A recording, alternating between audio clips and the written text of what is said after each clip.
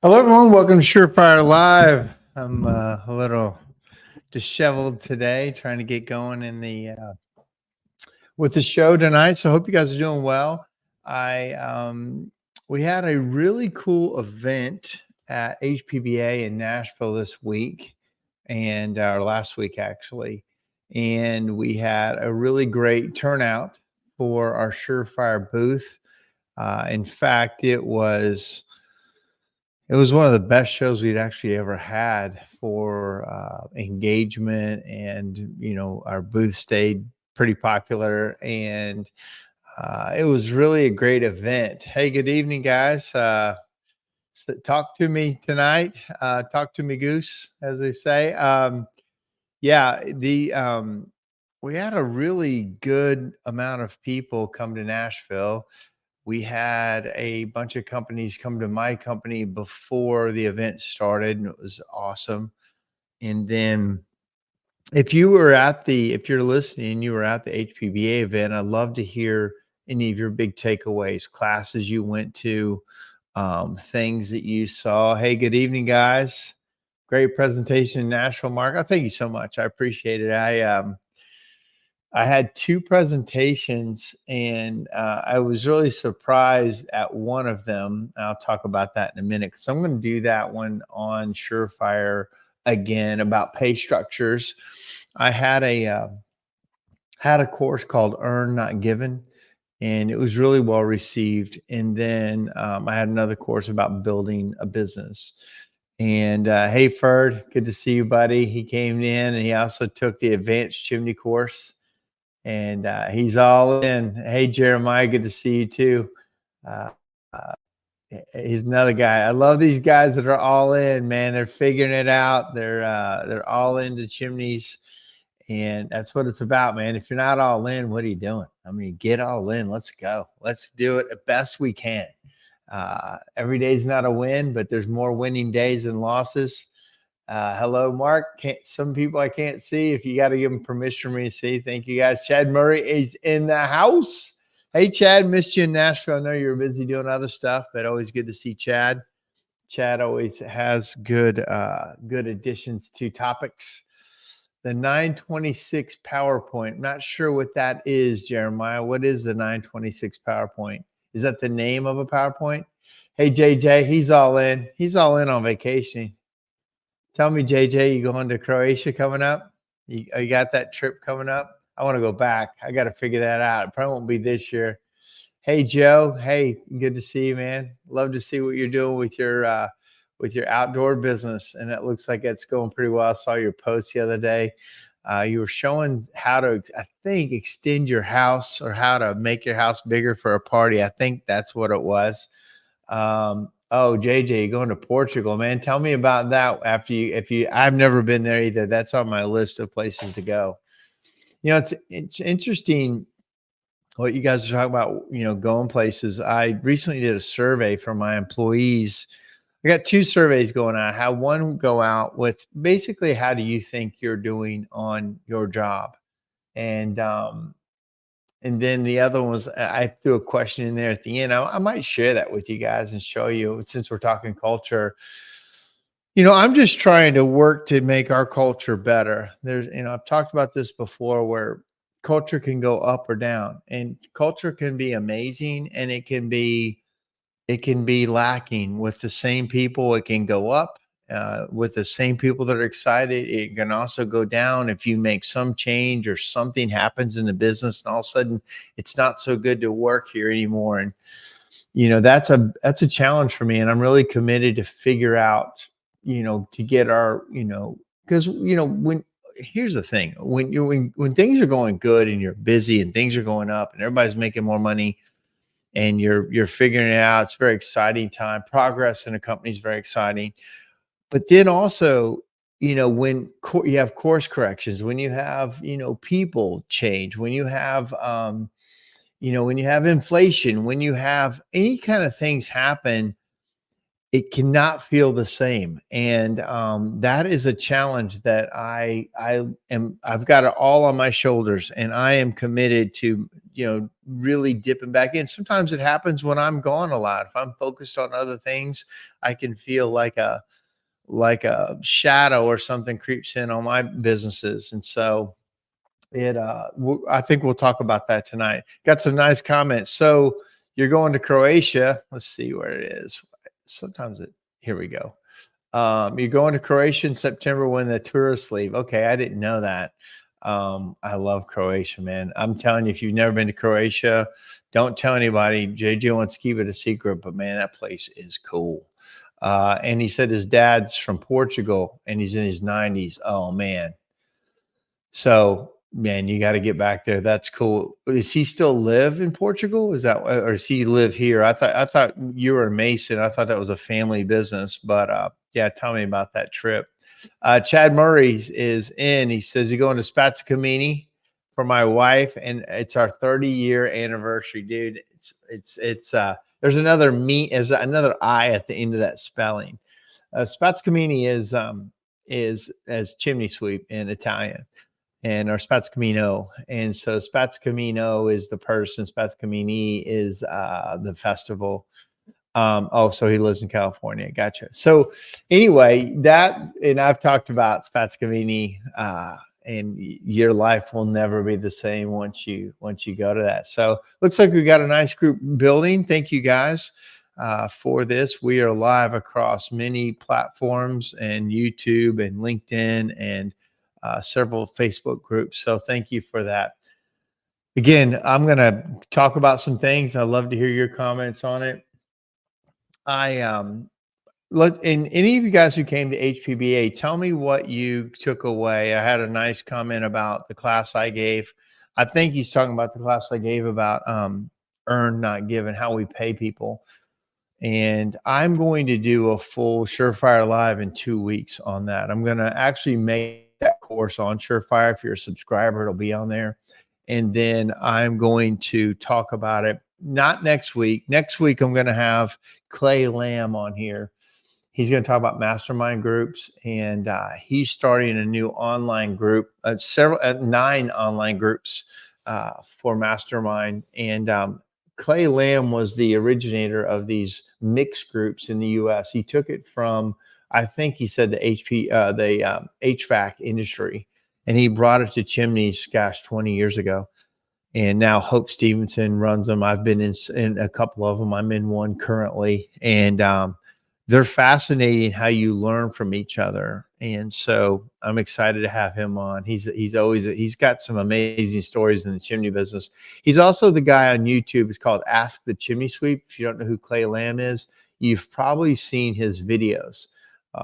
Ask the Chimney Sweep has millions of views, and he started years ago and has made hundreds of videos on there. So he'll be an interesting guest. And then I'll do my other show or my other course. But you know, I gave that course of earn not given and showed how we pay across. And then HPBA said, will you sign your book? Will you do a book signing at the end of it? And again, I wrote that book it came out in 2016, 2017. So it's been, 5-6 years. And I don't really think of my book as, super relevant right now. I think the people who wanted to buy it or read it have already done that. And if not, it still actually does okay on Amazon. But man, I couldn't have been more shocked when I said, hey, I brought like 50 books, and I came out of that talk and I said, I'm going to be over there at that table. And man, there was a line of people, almost 100 people were lined up in that line to have me sign it and read it. And I'm like, I couldn't believe it. I said, in fact, if there's nobody there, no problem, I'll go on. If you want to come over and visit my table, I'd be happy to talk to you. And I was genuinely surprised, because when I walked out of the talk, I'm like, what are all these people lined up for? And they were all lined up to where I was going to sit at the table. So I couldn't have been more humbled.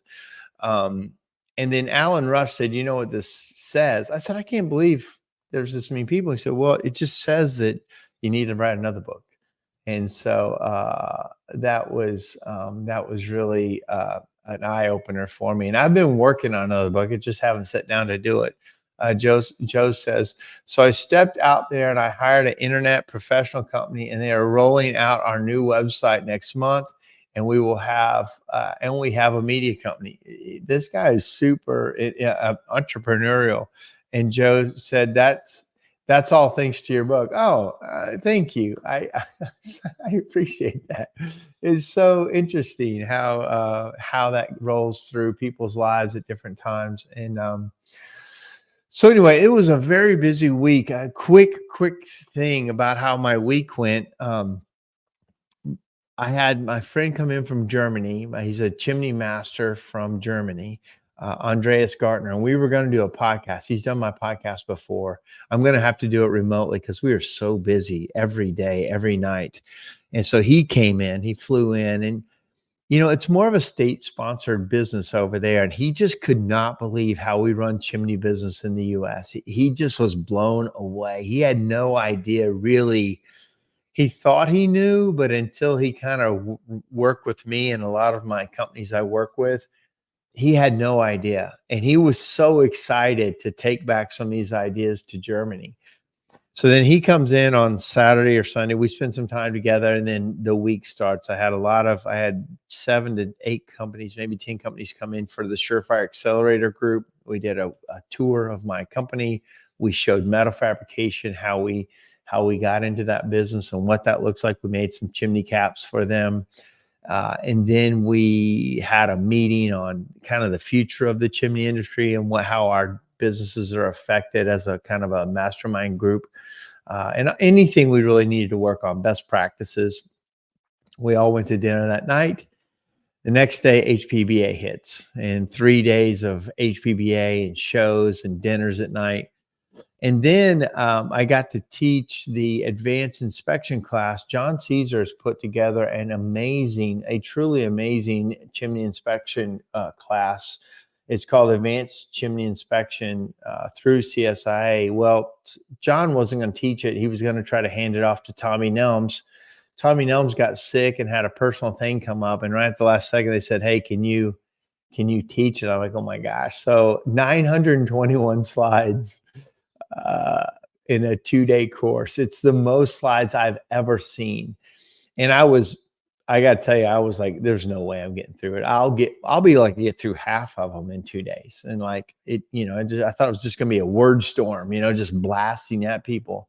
But I'll tell you, John has put together a truly great course and pretty easy to teach. There's a lot in it, 921 slides, but very well thought out, and actually was easier to teach because he did such a great job of that. So if you have a chance to go to that, highly go to it. I mean, I'm arguably a better teacher than John. I mean, everybody says, no, it's his course and he does a great job. I was happy to sub for him. Let's see here. I had a yes. I think when I was talking about the line for that. He said, it was great. Thank you for presenting and doing a book signing. You're so welcome. HPBA. I love that the chimney industry and hearth industry are coming together more than ever. That's a fact. With the majority of classes taught by instructors from the chimney industry, the shift is noticeable. It's past due. Thank you, Mark, and all the great instructors, Steve Hoover. Steve, that means a lot coming from you, man. You have been a trooper in the industry and a true friend to everybody that knows you. And you're right, Steve, that is needed. That blend is needed. My argument to the hearth industry is you better look at these chimney guys. We have been education focused, and you guys have been product focused. And education is where it is. Education, sharing, the sharing of ideas, the sharing of best practices, shows like this, where we just try to help each other. And you're right, Steve, they're starting to blend. There was more chimney guys there than ever. And I can tell you this, at the SureFire booth, there was more hearth industry guys there interested in education than we've ever seen. And I've done a couple of these talks, and I've seen that shift, Steve, and we need to welcome it. We need to band together because they're better than the chimney guys at some things, and chimney guys are better than hearth guys at installation and some of those things that they didn't focus on. And with an ever shrinking pie, possibly with EPA and all these things kind of happening, there's a lot that we can do for each other to make this industry good and learn from each other. So thank you, Steve, for saying that.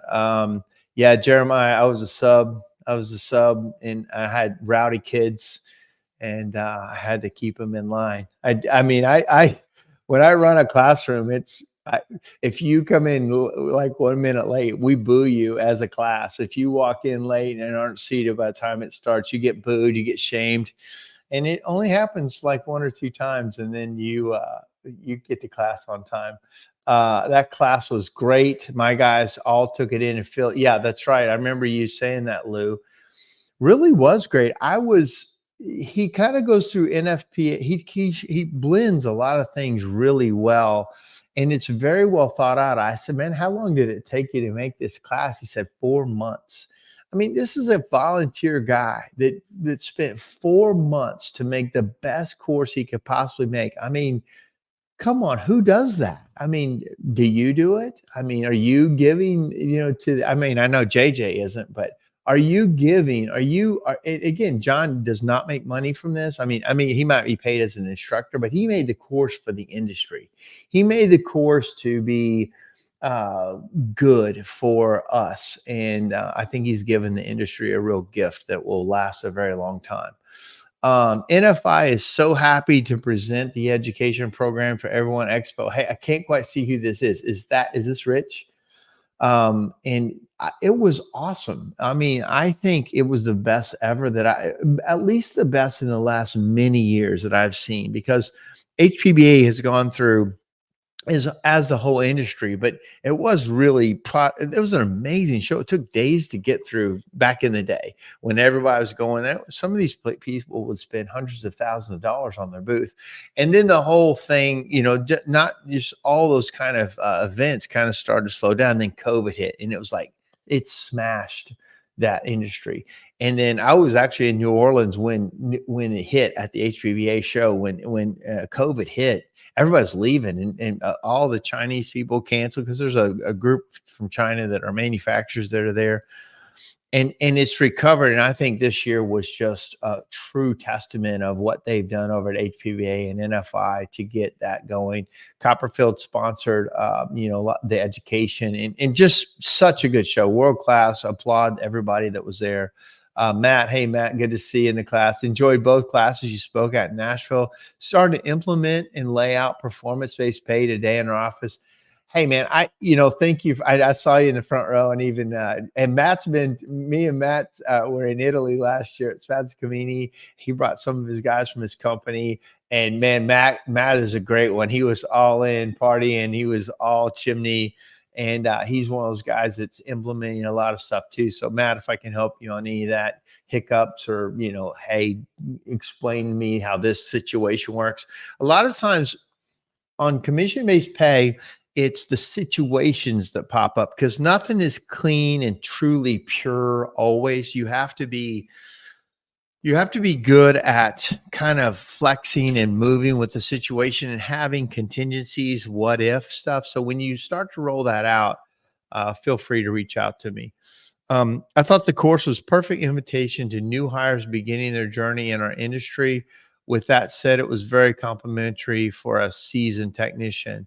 Oh, you're talking about the inspection course. It really was. It starts off at zero.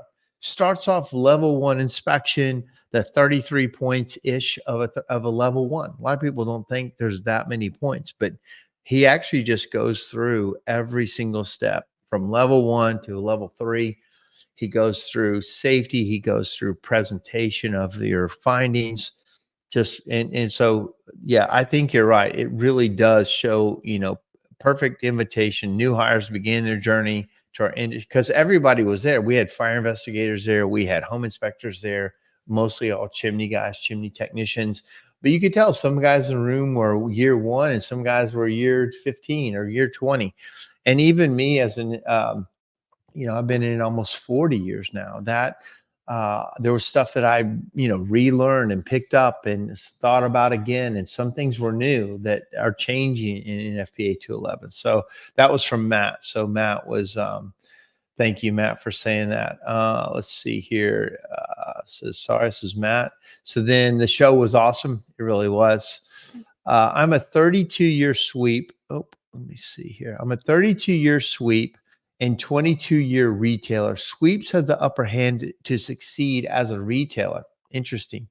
This year's HPBE manufacturers actually did their job and brought new product. Nashville was a great host. Thank you for saying that. That is a really interesting way to say that. 32-year sweep. So he started in sweep, 22-year retailer.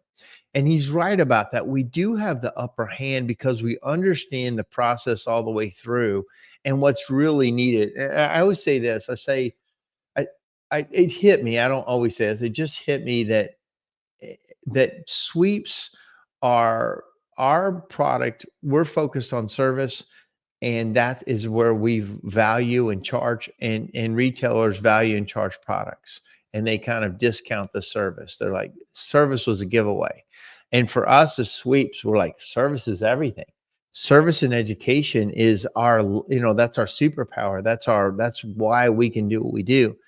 And retailers focus on certain products and controlling products. And I think that's a different game with the internet.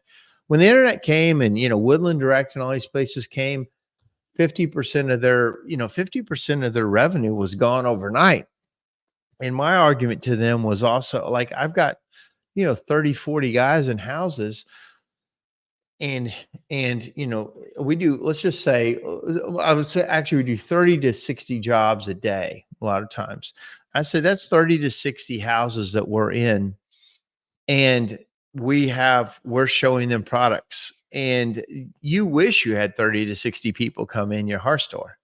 And so get in the houses, get in there and do it, and be, you've got the hearth retailers have a huge advantage because they have the store, and if they could get technicians into the home, they've got all that. Where we're selling from iPads a lot. I don't know if it's an advantage or disadvantage, but I'm definitely more flexible and mobile, and I haven't spent a lot of money on hoping people will come in my door. I go to their door and show them products, and I tell them, I say, I sold tons of gas logs, truckloads full of gas logs and hearth appliances, and they never came into your store. They didn't even know they needed a product till I got to their door, and they just bought it from us. They never walked through your door. You have no idea the sale even happened. And I said, that's what's happening around, you guys are just waiting for people to walk through the door. And it's like, it's Netflix and Blockbuster, right? Blockbuster built their whole thing was, let's build better showrooms. Let's build better customer experiences coming in that door and making it a wow factor. And Netflix said, let's just make it a cheap, easy way to get it right into their door, and they don't have to go anywhere. And we know who won that game. That's what I'm saying. That's what this race is. We got to get in people's homes and then have the products that we are the experts at. I also opened questions between the inspectors to what and how they look at chimneys. So this is back on the inspection course, and it did. Those inspectors asked questions about, at what level do they hand off to a CSI sweep or a certification that they believe in. And that was a discussion in there, and they're very cursory, they're a generalist. And so the home inspectors in that course were, saying, hey, we really stop and hand off, but a lot of people don't read their report, and they think, hey, a home inspector looked at my whole everything, and they said it's fine. And we've all heard those conversations, but when you really read the home inspector's thing, they almost never say the chimney's okay. They say what I saw was either good or bad, but have someone qualified to come look at it. My argument was, in your boilerplate language, put CSI certified. When you just say a qualified person, that's so random and it's so negligible that it doesn't mean anything. Put something in there specific for that recommendation if you're going to recommend something. Says we are able to bring the hearth shop into the home for every customer. Exactly. Everybody's so comfortable buying from the internet that they don't have to see it. If you've got a good installation program and you've got a good, return policy, you don't have to have a showroom. Now, there's definitely some advantages to having a good showroom. I don't mean that there isn't but I don't think they're taking full advantage. If they're not, I know a lot of them do home visits. They sell in the hearth store, and then they send somebody out. And that's good. At least some of them do that. A lot of them, 50% or more of hearth stores don't do any of their own installations. They hand it all off to subcontractors. Who installs for them is not their own, or they hand it to a chimney sweep, a local person that they like. And again, that it's okay, but that it's not great for the hearth store. They're giving away the lifetime value of the customer. And I told them this. I said, I used to install for you guys. I used to be a big installer. I said, but here's what happened.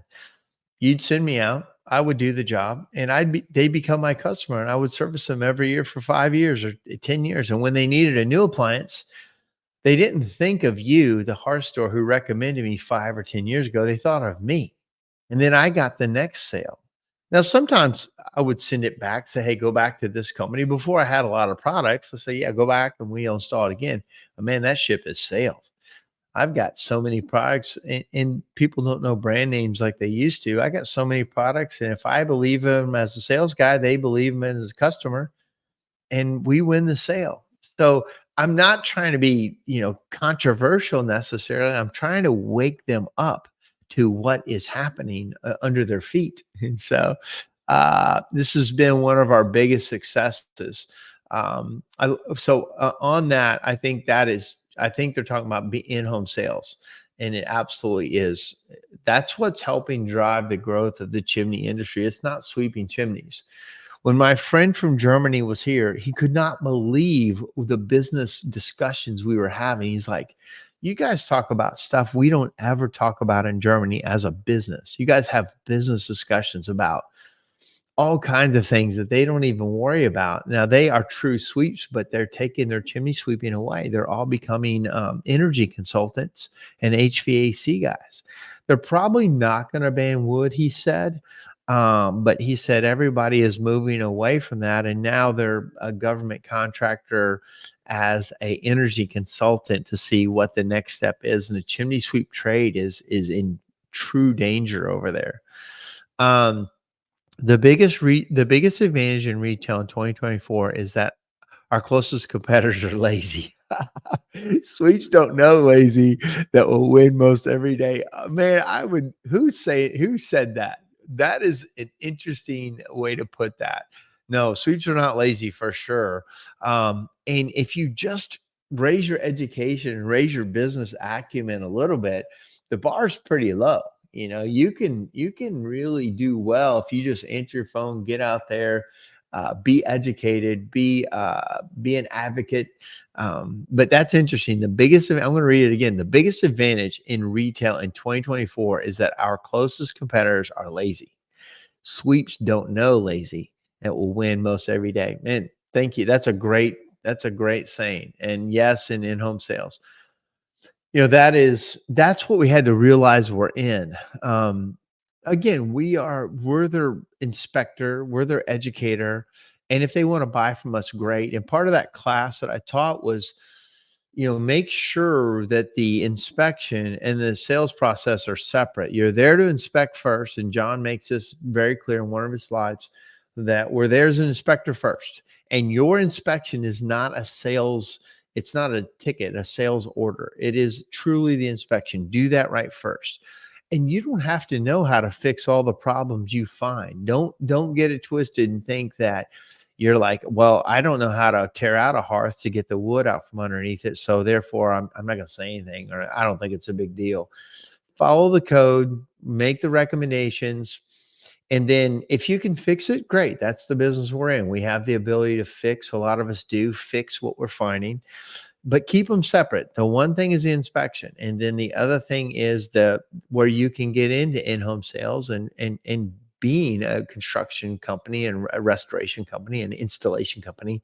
But those two things are different. In Germany, you don't have the chance to do both. You have to do the inspection, And then that's it. You have to hand it off to somebody else because you have the ability to red tag and shut down appliances, which you can't do in the United States. That one of the conversations in the class was, I wish it was law that every home being sold was a level 2 inspection, had to have it. And I said, you don't want that. You actually do not want that law at all. If that became a law, could ruin our industry because one, all the level 2s that have to be done, nobody has the capacity to do them. So then who comes in? A bunch of hack companies that just, do $39 level 2 inspections that are just making it a government grab. And you do not want that to be a law. In my opinion, it would it would make that level 2 a commodity. How cheap can you get them done? How many can you do a day?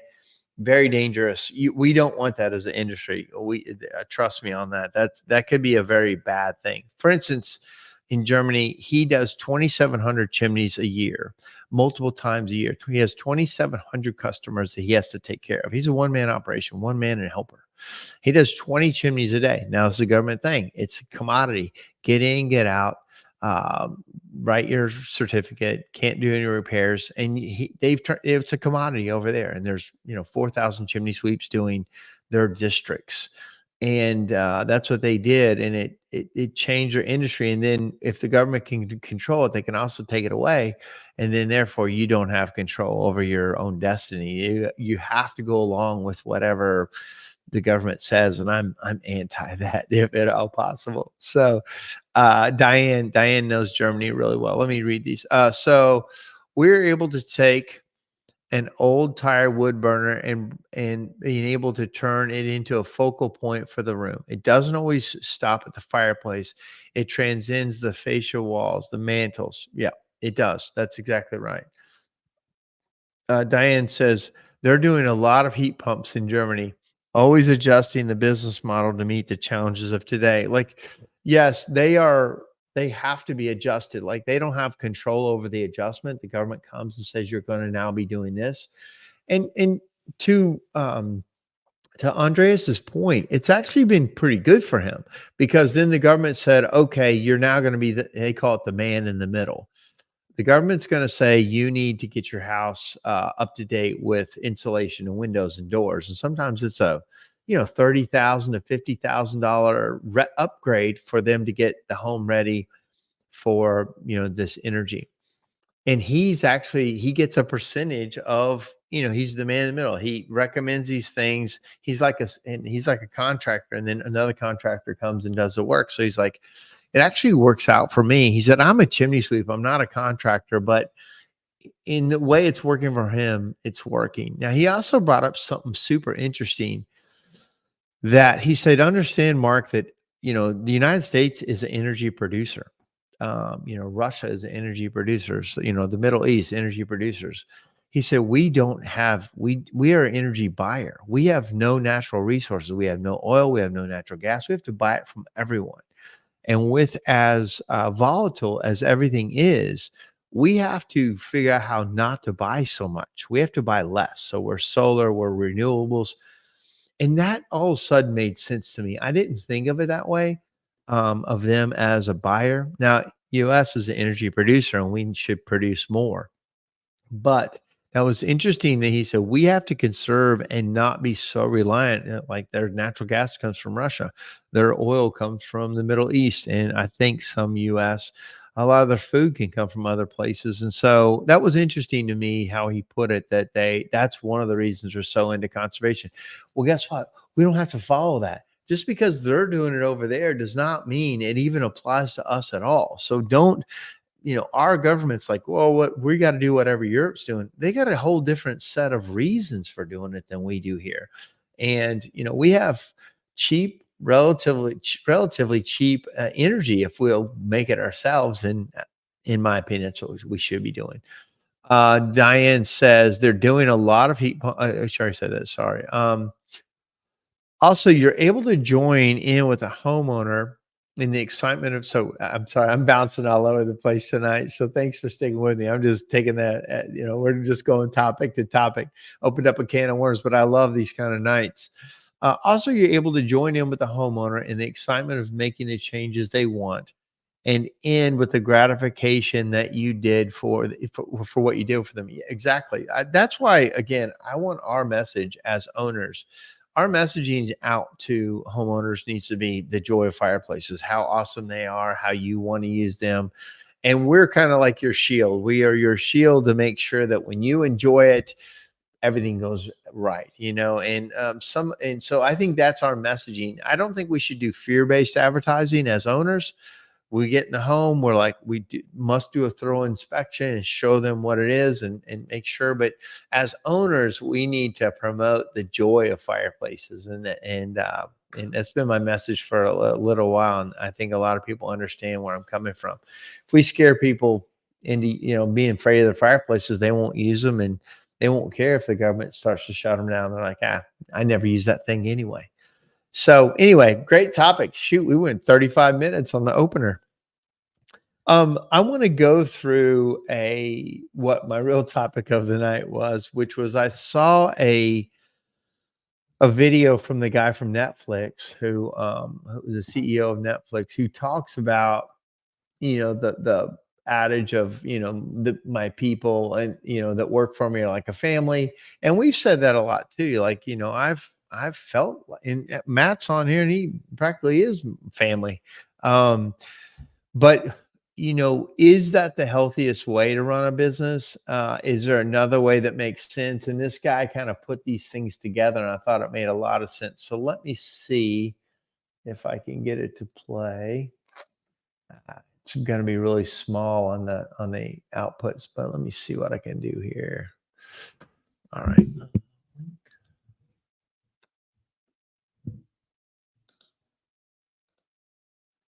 Uh, what's happening?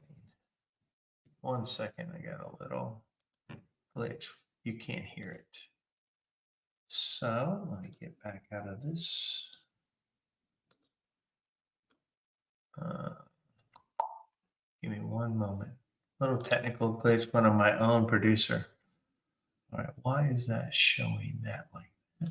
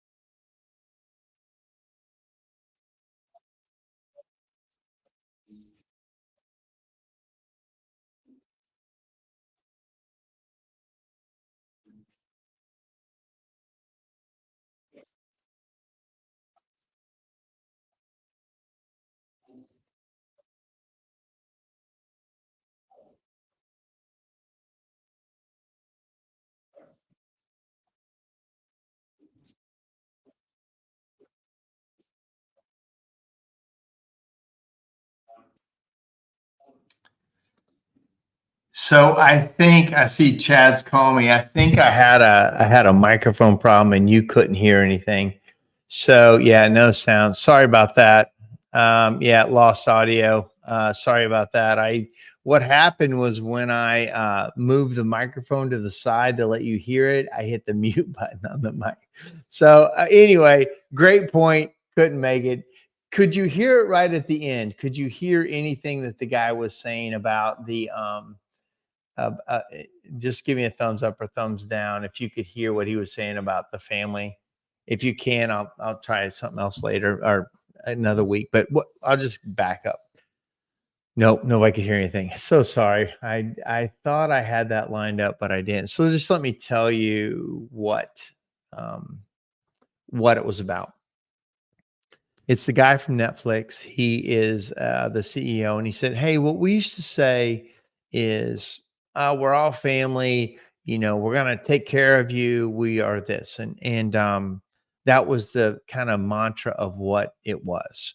Well, he said, "Yeah, but you don't, that's not true. You wouldn't lay off your family. You wouldn't lay off your and the way you would lay them off isn't how you would have to lay off or fire somebody that wasn't family. Now, don't get me wrong. There's been plenty of people on here probably that have fired family, but with that, he said, really, what you want to be is more like a sports team.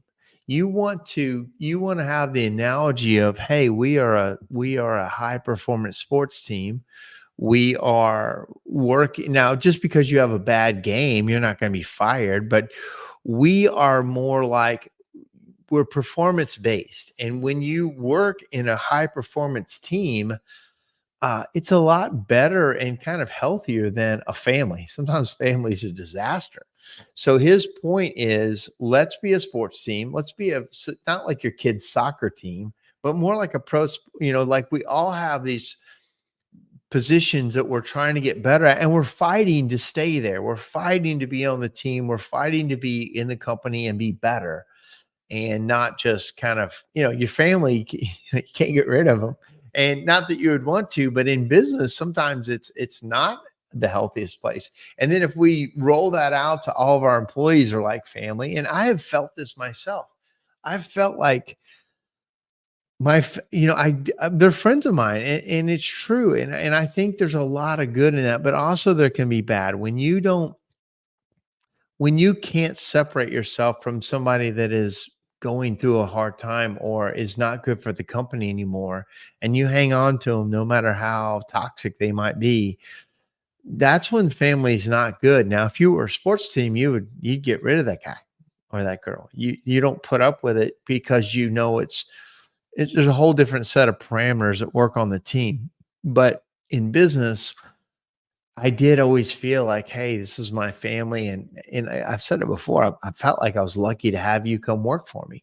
When I didn't pay well, when I didn't have good benefits, when I didn't have a true structure, and somebody wanted to be a chimney sweep, I'm like, oh my God, I can't believe, this is great. Thank you. And then you bring them in, and no matter what problem they had, I try to work with it and fix it. And um, with that became a family feel. And some guys, Matt is one of them, he might think, hey, we've lost that family feeling. And that was true. We did have, especially when we were smaller, there's fewer people. But as you grow, that's not the best thing. It's not the best thing for a lot of people, and also for advancement. If everybody's family, like, how are you gonna, leap above the brother, like in a family environment, or the father? Like, it can't be that way. It's got to be more sports team oriented. And man, you put the ball in the player that's got the hot hand, and you promote the quarterback that's actually making the passes and following along and getting better. And when the guy gets old and tired and he's grumpy and not hanging with you, you might move him into coaching, and you might move him into management, but you might not have a spot for him anymore. So you employees that are out there, have the thought that, okay, I need to get better as a technician. I need to get better as an expert. Okay, and I need to do the work. I need to do a really good job with the work. But as my age progresses, I better be more valuable to the company in a different way. I better have a different skill set. I better have studied sales, or better have studied management or leadership, or something else besides your back that you can add to the company and stay relevant, stay needed, stay like, you know, part of the thing that ideally you build a company that doesn't have to have certain people. Like ideally, if I build the right company, they don't need Mark Stoner. Mark Stoner, something could happen to Mark Stoner, the bus could hit Mark Stoner and the business still run. And there was a really good question at one of the accelerator dinners. I think Alan Rush asked it, but he heard it from somewhere else. He goes, in the hit the bus scenario, how many layers deep can you go before your company would crash, could not work anymore? Like if it happened to me, in my structure, I have a chief operation officer that could take over. He knows how the whole thing runs. I have a couple of managers and people, and I have a chief financial officer that knows how everything runs. So I'm probably, four to five people deep. If something happened to me, could it keep running? Now we'll run the same. No, but could it keep running? Yeah, it could run several deep for me on certain businesses. Now, if I lost our main manager of the powder coat factory, that'd be a rough day. He's like one deep, and then he's got an assistant. But it's tough because it's very in my chocolate company. My main pastry chef, if she went down, I don't have. I mean, I'd have to get back in the kitchen, and that's a much slower day. I have different companies that have different depths, of people, but ask yourself that in your company. And it may be one, that's fine, but ideally you build a company that's multiple deep. But also, to wrap this part up, I believe I really like what he said about making it more like a sports team. Like you fight for your position. And when you want a different position, you fight for it, and you get more education, you train harder, you work out harder, you train your brain harder, you train on the side.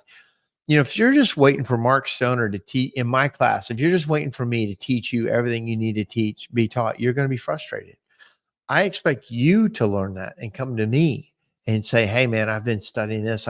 Can we focus on this or that?" That's the way that I try to reward people who are trying to do more. Like in my company, trying to do less is as a death sentence. Like I need the people like, man, put me in, coach. Give me that. I'll take that off your shoulders. I'll take that off your plate. Let me help you with that. You know what? I've seen you been doing. Can I do that? Can I step in and do that for you? That's the stuff that, Matt is on here, and he's one of the best team players I've got. He's had a situation and he's like, yeah, man, I'll help. Let me, he said, I reckon. That's what he said when I asked him to do something. He goes, I reckon. Hey, man, perfect. That's what I need. I need, people to want to do that. And that helps everybody, but it also helps me understand that you want more, you want something different. And when that opportunity comes out, I want to make sure you have it. Cody was in the class. Cody, thank you for helping me with understanding, because how John wrote that class. And so it was very helpful. He said, sorry, I'm late. It's chimney time, baby. By the way, did a great job on the inspection class. You rocked it out. Thank you. I appreciate that. You're a big helping me and then taking notes on the slides that need to be adjusted or whatever. So thank you for that. But what do you guys think about that? What do you guys think about, we got 10 more minutes. What do you think about the idea of, do you feel like am I off on this? Do you think I'm on the right track with the Netflix guy saying, hey, we need to run this more as a sports team? Or are you more family oriented? I don't think there's a wrong answer. I'm just saying that as my company grew, I knew I needed a slightly different take on it, but I hadn't thought of it as a sports team. Now, my chief operations officer, he's more performance based. He doesn't have the long relationships that I have. He doesn't, he has been here 6 years now, I think. So he doesn't have the people who've been with me a long time. Quick story, at that show, at HPBA, a guy, hadn't seen him in a long time. He was my number one employee number one. When I moved to Nashville, he lived across the street. And in 1991, 92, 93, 94, I think maybe up to 96, I only, he was just my helper. I just had a helper. Pretty much worked by myself, or I said, "Hey man, I need help today." And he came out of his house and gave me a hand with something.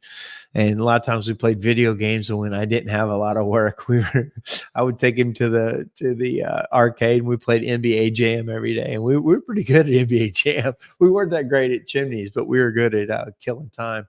As I'm trying to build this up, I didn't know what I was doing at all. To see the change in the industry at HPBA this last weekend in this inspection class, and the chimney companies that are coming and having conversations with me, is a million miles away from where it used to be.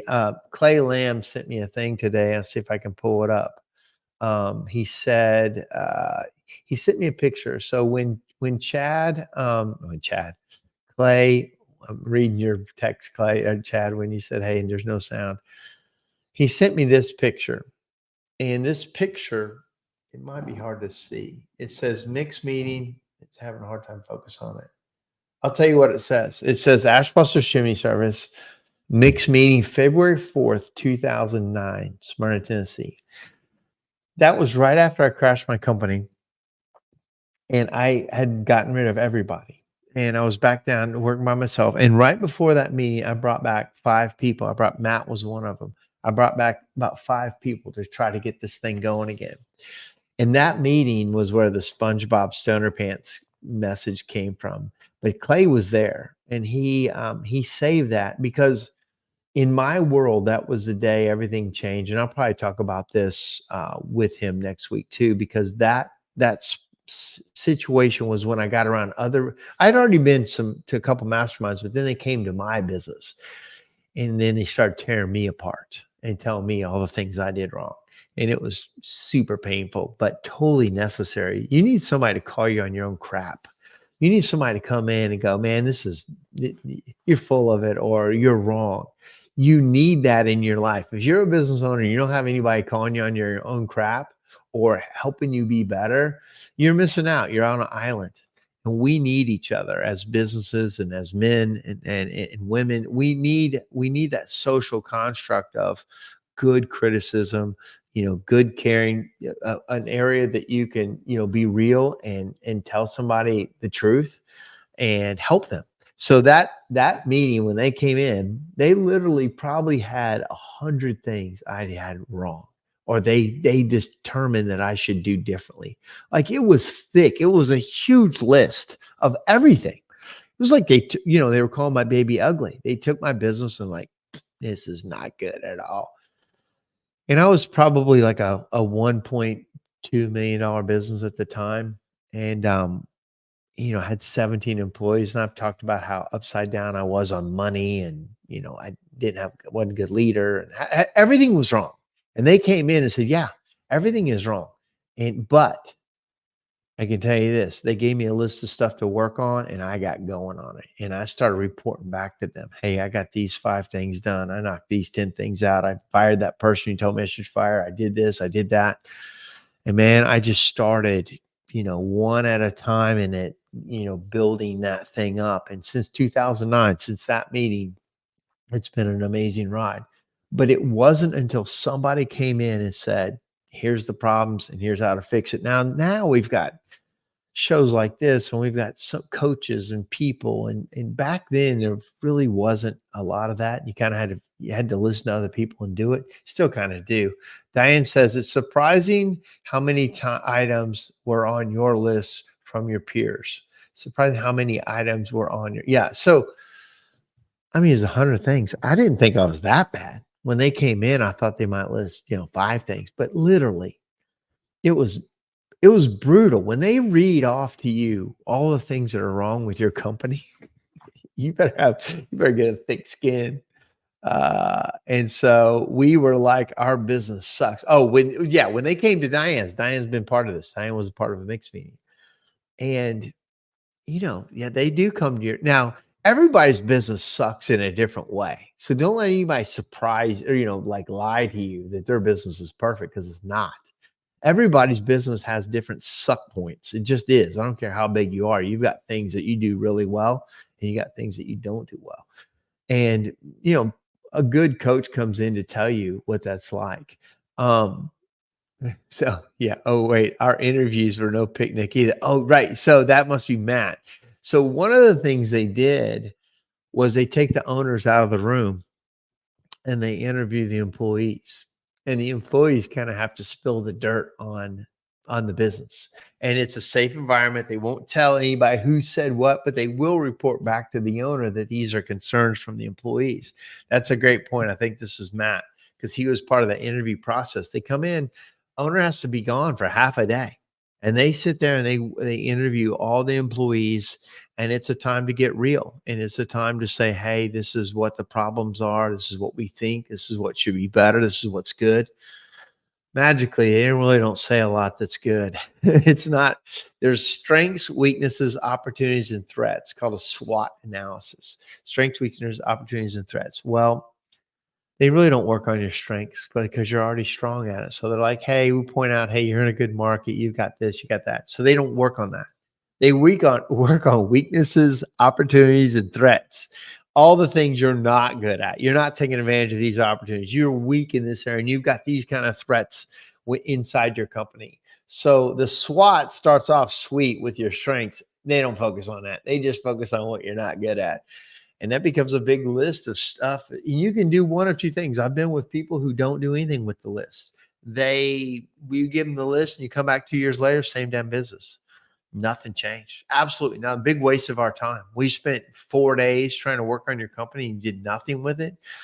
That's a soul crusher for me. If we've given you our best, we took away from our business, came to your business, gave you our best ideas, and you did nothing with it. The most exciting ones are they take these ideas and the next time you visit them, they are just amazing. So yeah, it was Matt, and then Diane says, "Oh my God, I forgot about the interviews." Yeah, that's a critical part of the whole thing. And then Chad says, "John Meredith just advised me to do a frustration questionnaire with my employees." Yeah, that's you got to make it anonymous. And Chad, you turned me on to Connect Team, and on Connect Team, I just did 2 surveys through Connect Team, which was one was about them, like how is their job satisfaction, how is their, what they loved, and then lastly, how they wanted to travel or where they wanted to go. Matt wants to go to Italy or Greece, and I read them, and it's fascinating. Some people have no plans to do anything, but then the next one was anonymous, which is more of a culture survey. What do you think about management? What do you think about decisions being made? What do you think about the transparency of the company, where the company's going? And does the company listen to you? Do they care about what you have to say? Do you feel there's a chance for upward mobility? Those kind of questions. And to that was like that. I think it's going to be important. We do this every year. It's a culture survey for the Tennessee Top Workplace, and so they ask our employees what they think, and we've won that award a few years. But man, sometimes culture can be tough. When we go through a hard time, everybody's not super happy. So it's tough. So then Matt says, "This is Matt." He said, "It felt like I was sitting in front of the FBI." You got to imagine there's like 10 business owners. And then on the other side, there's all your employees and they're asking questions. Now, we don't always do that in a mixed group and when we go visit, but we do try to interview certain employees. And they came again a few years ago, and I had so many employees that you couldn't interview all, and they interviewed more management people and leaders instead of all the employees. But that's kind of how that works. Is it's a real in-depth. What would happen if I came and interviewed your employees? And some people are like, "Hey, it's just me, so interview me." But if you got employees, you'd be surprised, what they might say, especially if they can say anything. So, to Chad's point, that frustration questionnaire could be very eye-opening. I knew some companies that didn't want to ask homeowners for reviews because they didn't want to hear what homeowners had to say. Try your employees, try seeing what they say. And it's a reflection of you and your leadership. and what you need to work on. And I say this a lot, and I'll close out the night. I say, Ashbusters was built on people bitching at me. They would complain at me and said, this isn't right. And sometimes I could do something about it instantly, but sometimes it took a while, but it adds up. I need to hear your feedback. The worst thing you can do to me as a business owner is stay quiet and stay frustrated and be internal. And I need to hear what's going on from the troops so I can possibly do something about it. Sometimes it's just work and you got to work. And sometimes it's a crappy job and you just got to do a crappy job. And sometimes it's amazing. And I say it's a lot. It's rare somebody comes to me and say, man, that was a great thing. Thank you. Now there's a handful, the guys that are listening tonight are some of the guys who actually do, they're following and they're very cordial and they do thank me for opportunities, but it's not like a walk in the park and it's not like it's easy. Sometimes these guys fight real battles, but what are we here for? We're here to fight battles. We're not here to have it easy and kick our feet up and watch it. I guess some people want that. I'm in for the battle, man. I'm in for, let's go. Let's figure out what it looks like. And sometimes you bleed, sometimes you win. In our SureFire Accelerator group, people celebrate the wins and we talk about the bleeding too. And today on our group, there was people that won. They had some big things happening, and Chad's had some winning days and losing days. I've had winning days and losing days. And I think that's the healthiest for us. And I know I kind of always come back to that message, but I feel like the more that message goes out, the better we are as an industry. And I think it's showing in different ways. So, all right, guys, that's my time. That's my hour. I thank you for all your input. I'm sorry for my technical glitch in the middle. I will do better next time. I don't know why everything went quiet and would not play. That's never happened, but I'll try to figure that out better next time. All right, guys, next week we're going to have Clay Lamb with mixed meetings and mastermind groups. He's got a very interesting platform to talk about and show. And thank you so much. You're awesome too. You're awesome for being here and being part of it. And we'll talk to you soon. See you guys. Have a good night.